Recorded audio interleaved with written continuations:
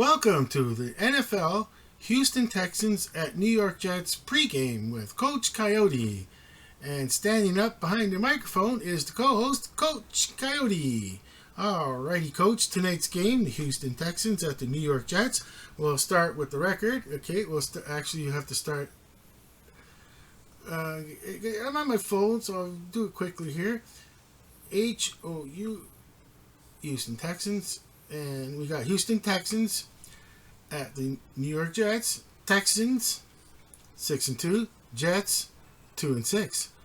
Today at 8:15 p.m. It's kickoff. Right now it'll be in 45 minutes. So we'll do a quick video here of the pregame with Coach Coyote, and then let's see what the. Let's just see the overview. Let's see the overview for. Alrighty, what can I read real quickly here? It's prediction, and let's see. Mostly it's prediction. Everybody's on prediction. I just wanted like a game summaries here. Maybe they got some. Let's see. Let's just go with this one here. I'll read it quickly. Okay, so and it says the AFC matchup with the 6-2 Texans, Houston Texans, the 2-6 New York Jets. Right, so and the Texans injury. This is important because it's a wide receiver, and it is Stephon Diggs, former Buffalo Bill and former Minnesota Viking, Stephon Diggs. So the Houston Texans lost Stephon Diggs to a season-ending the torn ACL. That's the anterior cruciate ligament. And then the Nico Collins is still on injured reserve. And it says some of the younger receivers should step up. Yeah, they're going to step up. I'm gonna. Yeah, because what's funny is that the Houston's not even, like, a lot of people are thinking that the New York Jets will win this game, but I'm kind of on the camp of the Houston Texans winning this game. And let's see, 3 wide receivers. The Texans should target Stephon Diggs out for the season. Okay, so then they're saying that the Jets with the loss to the New England Patriots. It's an unexpected loss to the New England Patriots. I kind of didn't think that they were going to lose to the New England Patriots. Okay, and it was seemingly entering must-win territory at the season's halfway point. Yeah, a good point that was made. Is it a must-win? Yeah,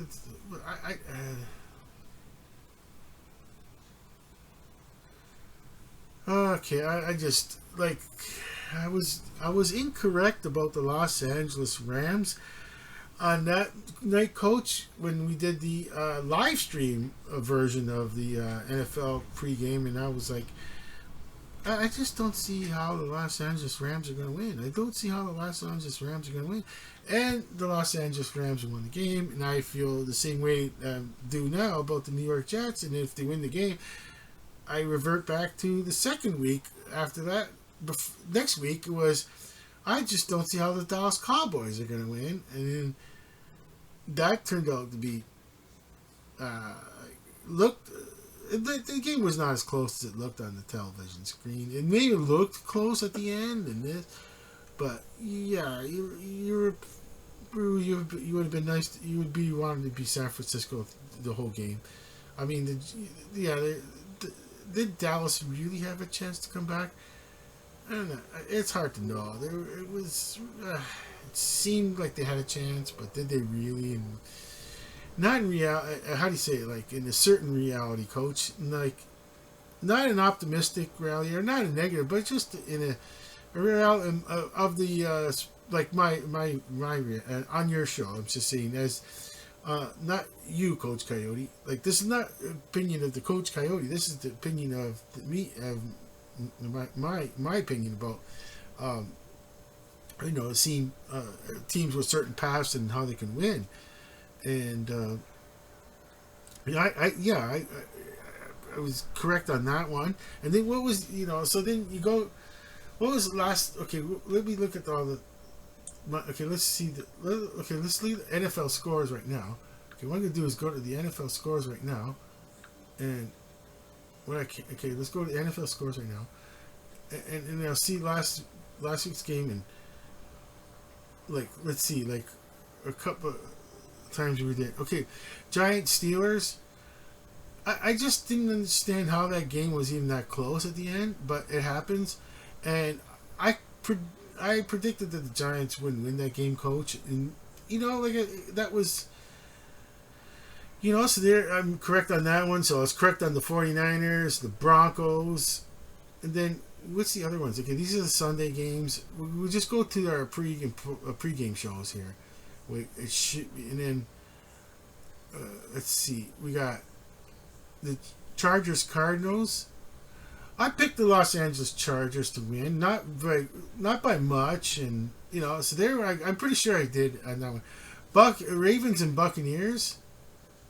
I did pick the Ravens. I'm pretty sure I picked the Baltimore Ravens.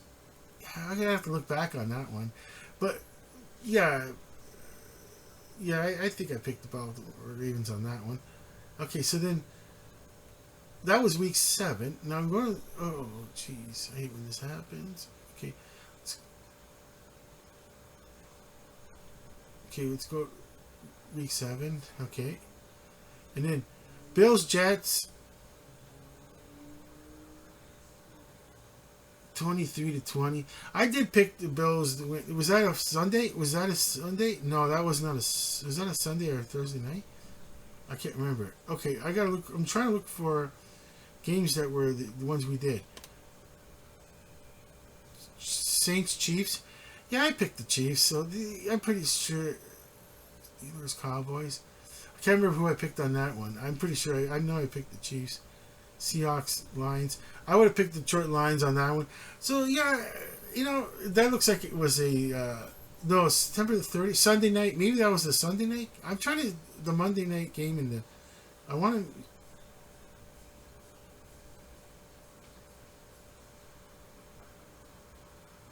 to. Okay, yes, okay. The Thursday night game was the Cowboys Giants, and I would have took the Cowboys. See, I'm just like you yeah. I'm. If I was like perfect, I would be might as well go to the legal casino and legally gamble, or you could just do that anyway. Like if I knew I was that perfect, I would be. I would have. We'd have a new studio. We'd have. Oh my gosh, it'd be different. But now, but knowing that I will make errors here and there, but that's just the game of football, and that's the way it goes. And now, with all that, once again, okay, Coach. I mean, we could. People. We did some X's and O's, but mostly we did was the X's here on offense. And what do we know? Houston defense. I don't know. It could just be middle of the pack defense. I'm not thinking about that as much. But now we go to the New York Jets offense. It's just really obvious that you have Aaron Rodgers, and I'm gonna say that Aaron Rodgers would be motivated. At the beginning of this game, I could see him being 100% through the tunnel, motivated. Win every game, and then see from there. And if everything lines up, we can, make the postseason from an impossible. Now, as far as division title, once again, we'd have to.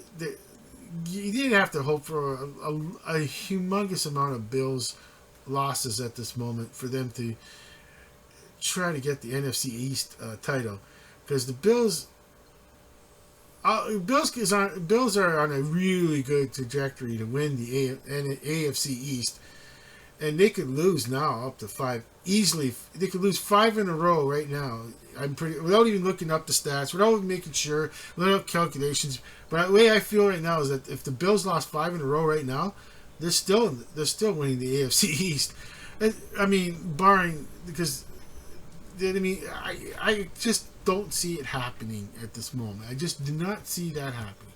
So it is pertinent to the Jets and this game tonight. It's not like, I know this is not an insult to Coach Coyote when I'm talking to him. Like, it's just, Coach knows that it's not about him. It's about, I'm talking to the audience because Coach knows all this. Coach teaches me what I know.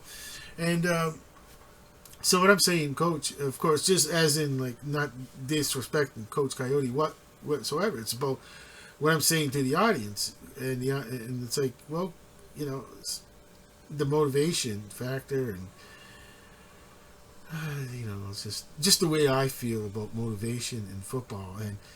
And Coach will back me up on this one, saying, yeah, motivation is a huge factor in the game.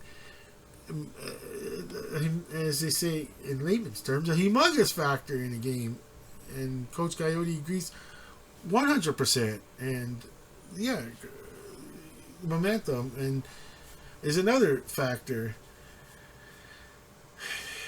It's the momentum and the other factor to include it, momentum, and we just had it, Coach.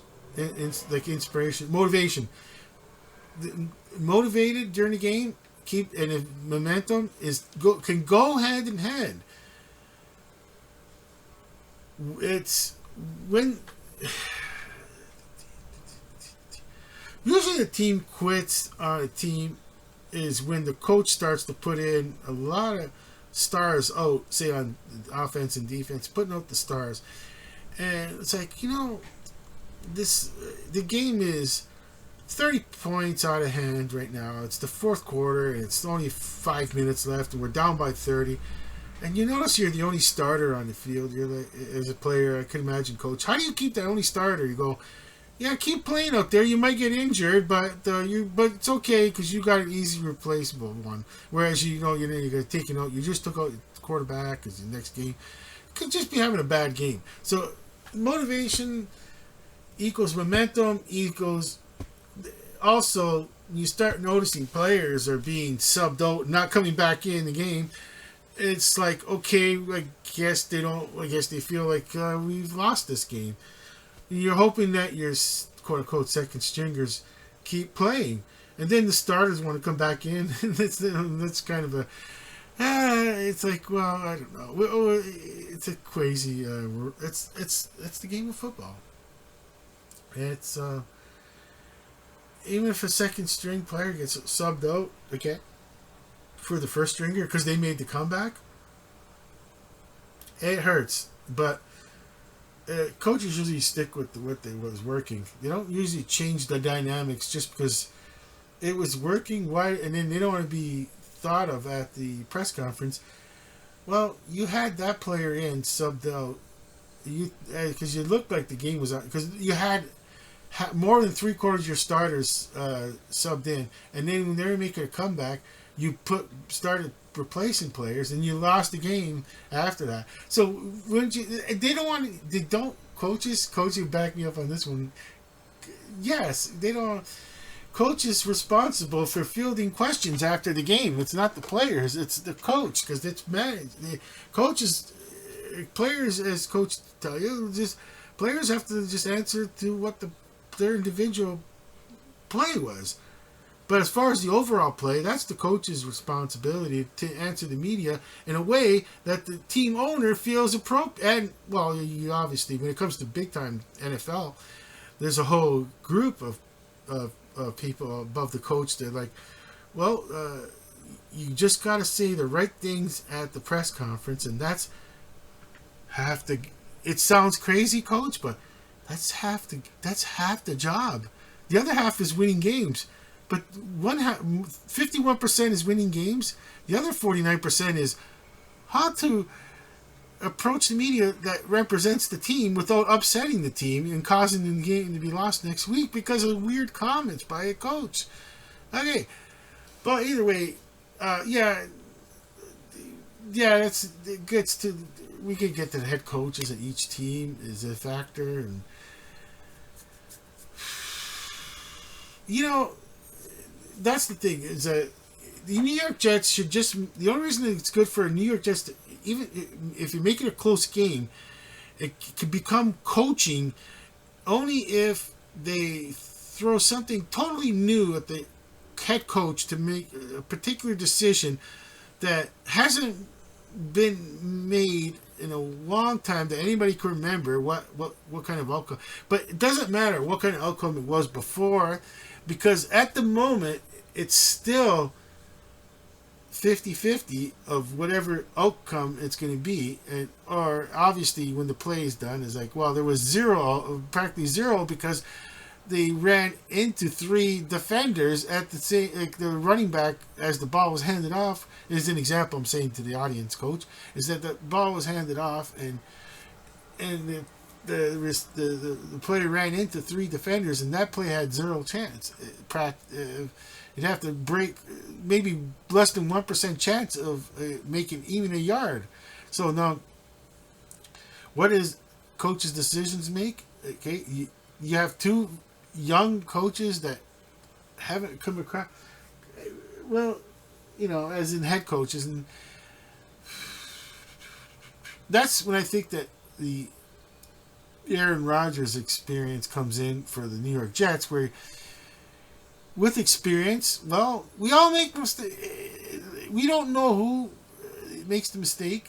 The plays are called in, and which one of the three does Aaron Rodgers go with? Now, Aaron Rodgers, of course, he's quarterback at New York Jets, and he's going to say, here's the three plays, and they give the top order based on what's the best odds, first play, second play, and the last play option, different reads. So we can go through the X, like I said, once again, we can go through the X and O's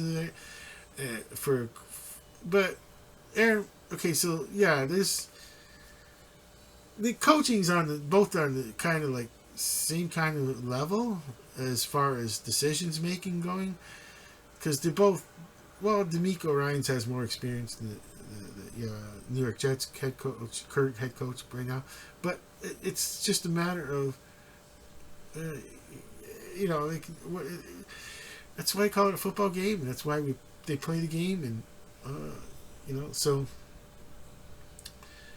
like I said, when it comes to the Houston and New York Jet game, I'm just, as if you're Buffalo Bills live stream, as we are Coach Coyote, we do the Buffalo Bills live stream.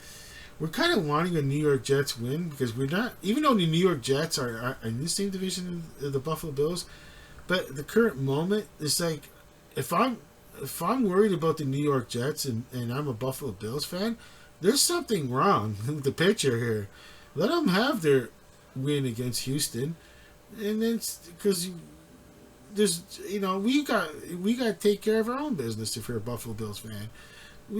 That's what I'm saying about, like, this is one of the rarest times if you're a Buffalo Bills fan is like, you're hoping for a New York Jet win, because Houston, maybe, well, it doesn't matter. You just play whoever. Houston's in the playoffs.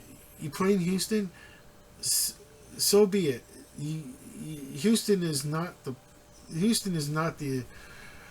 end route. The end route is an NFC team getting to the Super Bowl. That's the end game. The end game is playing against the NFC team if you're in the AFC, and the end game is, if you're in the NFC, is playing against the AFC team in the Super Bowl.